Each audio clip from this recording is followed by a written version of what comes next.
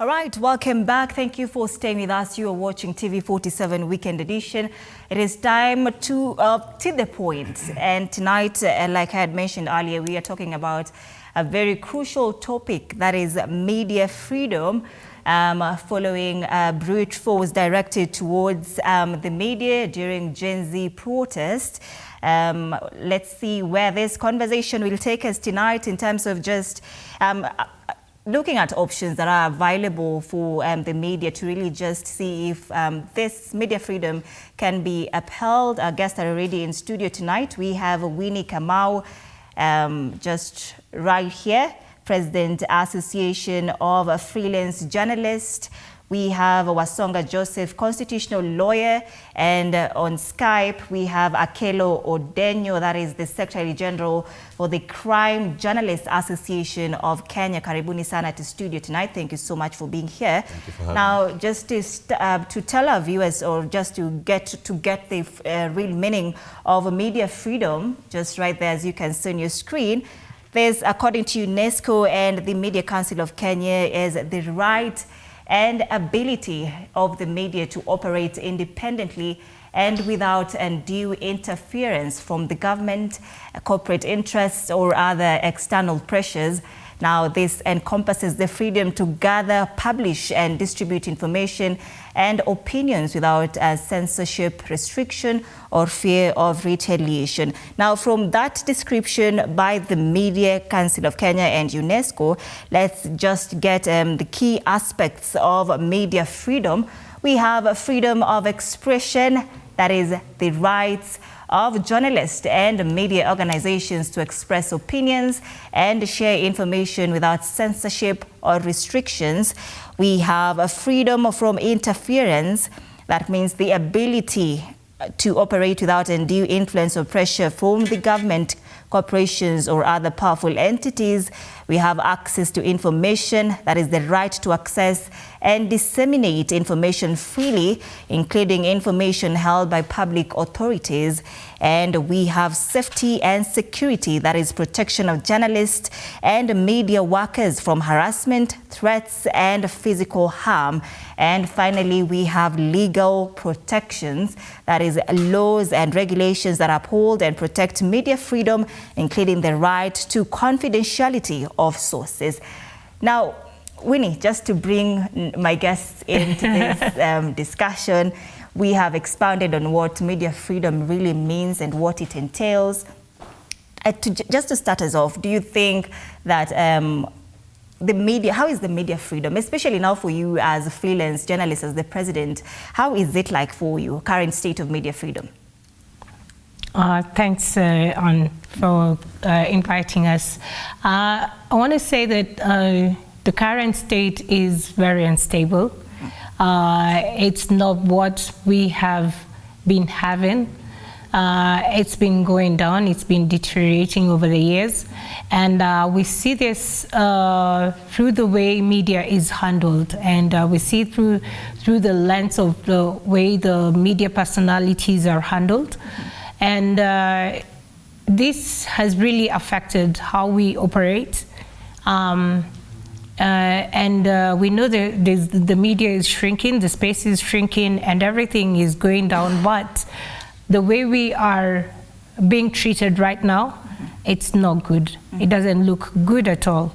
And I'd like to say, like you mentioned what you just stated right now about the media expressions, the freedom of media and everything, all this is also anchored in the Constitution of Kenya 2010, right, from Articles 33, 34, 35. And that is our basis and that is our anchor. Yeah. Right, we will be talking about what the Constitution says on media freedom later on. But Wasonga Joseph, thank you so much for being here, first of all, as a constitutional lawyer, to just help us really understand where the rains are beating us from and when did they start. Now, recently we've seen journalists receiving threats, media houses being threatened. We have Catherine Wanjeri, who was just shot the other day in Nakuru. We have Collins Olunga, who was shot as well on his hand. We have also Seth Olale, we have Stephen Leto. These are just people who have been caught in on this crossfire and during this Gen Z protest. What do you say about that now in terms of upholding the freedom of media? Well, firstly, thank you for having me over. I think that we need to distill this conversation about the protection of people's physical safety to a very basic one where everyone is entitled to some form of safety as a citizen of this republic. You see? And it's pretty unfortunate what we've been seeing. Well, it's pretty unfortunate. There's nothing else to say about it. However, possibly throwing a spanner into the works, I wouldn't say that the media space is shrinking per se. I just say that it's evolving, because the sort of free speech that we're having right now is something that did not exist in years past. Well, to answer your question specifically, I think constitutionally it's a serious violation.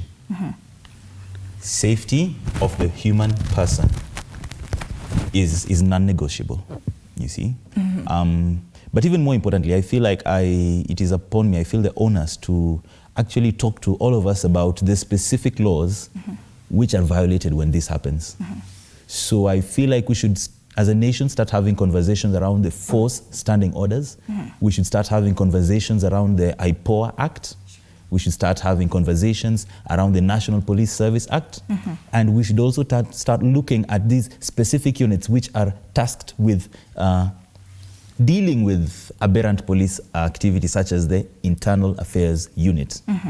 So I feel like conversations around those structures will guide us to actually have more informed conversations on what to do, where to put the band-aids, where to throw out the baby, where not to throw out the baby with the bathwater. Yes. All right, Kelvin, can we please have what the Constitution says about media freedom on the screen? Now, just before we get that, the state shall not, what the Constitution says, the state shall not exercise control of or interfere with any person engaged in broadcasting, production or circulation of any publication or dissemination of information by any medium. This is just summary. And also the state shall not penalize any person for any opinion or view or the content of any broadcast, publication or dissemination. We have all state-owned media shall be free to determine independently the editorial content of their broadcast or other communications. Just to hold it right there before we, of course, speak Akelo Odenyo on Skype, Winnie, do you think that we are now independently able to formulate our editorial content in this day and age? In this day and age, the legacy media is still under capture. And I say this because recently I was doing an investigative piece and looking at how the freedom of media and how media houses handle investigative journalism. And I have seen like it's a reality for us. Media is under full capture because of what we are facing currently. And I like what Wakili just said, like we are evolving. And the world, yes, is evolving because media now is being decentralized. We have social media and we have other many outlets that are coming up for independent journalists to be able to take their work there if the legacy media is not able to absorb what is being done. So, and from that investigative piece, I can surely say that because of the constraints that newsrooms are facing right now, in terms of sustainability, in terms of finances, and just being able to match up with the current like you said, exploring the different channels, then it makes it harder for the newsrooms to be able to be independent as they would want to. Because you look like a company wants to advertise with to bring an advert to, say, our newsroom right here. And yet, we are doing an investigative piece against them. What does that say? Do we look at the person who is paying our bills or do we go for the investigative piece? Do we break the story? So that is something that is capturing us. And then the media capture is coming in different ways. It's so soft, you will not feel like, it's not like hard, yes, we're capturing it. It's just soft. It's a soft landing. Before you know it, you're gone. And we're seeing it even now, newsrooms being raided by the government, because now they see you're very exposed journalist, and what do they do? And they know that you're very good in your work. And what do? They come and raid you and take you to become their comms person. What does that mean? Oh, yes. All right.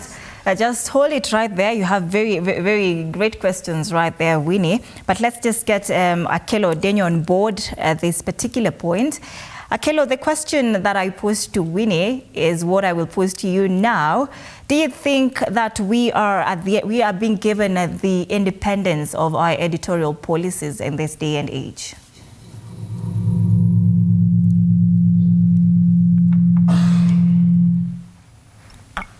Sorry, could you repeat? I didn't get everything you said. Akelo? All right, we will be picking Akelo again, but let's just get you, Wasonga. I saw you nodding when Winnie was asking very great questions right there. What do you think? Okay, this is what I think. I think that this movement, what we're in the midst of right now, is very timely. However, I feel the need for us to evolve, just like the media space. I feel the need for us to evolve how we look at this country's governance. You see, for instance, now, unfortunately, a journalist got shot most recently in Nakuru. You see, so I feel that the media should be at the forefront of dealing with such behavior. How? You see, now that begs the question, how? How, yes. You see, and it's very easy because there's a document I'd really like us to really pay attention to, you especially as the fourth estate, the force standing orders. These rules in there, they're named after chapters. This is the constitution of the police. This is how they operate, you see.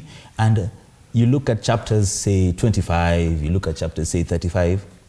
These specific elements speak to the discipline of officers while at work. These specific chapters speak to the responsibility, like who the buck stops at, you see. And it's quite clear. It says that the buck stops, the responsibility for any act committed by an officer stops at the feet of the most senior officer in command there. You see, now this is publicly available information. So at the time when the dear people, actually, I won't speak to one person, got injured as a result of errant police behavior, then instantly the fourth estate should be aware of who is in charge of that area, and that person bears the legal responsibility. Should we really get to that level, that point where someone has to be shot so that we can now get into a place where we see who is now to be blamed? I feel that it's necessary, because in this instance, we find ourselves with the cart before the horse. You see, generally it's the horse before the cart, that there are regulations that they're followed. But then here we are in a situation where we have a cart and it's in front of a horse. And so I feel it is incumbent upon the fourth estate right now to use this opportunity, because this is an opportunity. How Floyd was an opportunity. This is an opportunity for the fourth estate to bring to the forefront the force standing orders, to bring to the forefront the role of IPOA in looking at police behavior, to bring to the forefront the internal affairs unit's role in looking at police behavior. And in all of this, identifying the role that the media and or any average citizen can play in hastening these prosecutive processes, so that at least now, based off of these initial unfortunate circumstance, then we have a template on how to, say, deal with these issues in case they happen in the future. But I'm even wondering, like let's take an example of Macharia Gaito. Right. I mean, how do you even comprehend that somebody comes in and says, oh, it's mistaken identity. Oops, I'm sorry. We didn't want to catch you. We wanted to catch this guy. How does that even play? I mean, it makes the police and even the whole government look like they are just a bunch of people who are not understanding what they're doing. Because I failed to understand, and that made me think about independent journalists. MG, the senior, Macharia Gaito, he's an independent journalist, and he's been working as an opinion piece writer, and he's been serving this nation for a long, long time through his work of writing, which has been very thought-provoking and very unsettling at some point. And it has given us strength, even for us who are freelancers, to be able to know that, hey, you don't have to be in the newsroom alone to be able to sell your work or to be able to continue doing what you love doing. Right. So you can still continue doing it. But where the government comes in and says, oops, it's a mistaken identity, how do you now start? Where do you start? Okay, it's easy to see where they start. Their actions. You know, their actions. Now, for instance, in that specific instance, the level of force that was used was disproportionate. So that's where we start. You see, the lack of identification was a problem. So that's where we start. You see? You say actions. What exact actions should we be taking? But just hold. Are we going to sue? The Bible says we shall know them. Take at this point. But when we come back, we are asking that question: what exact action should be taken, Wasonga? Exactly. After this break.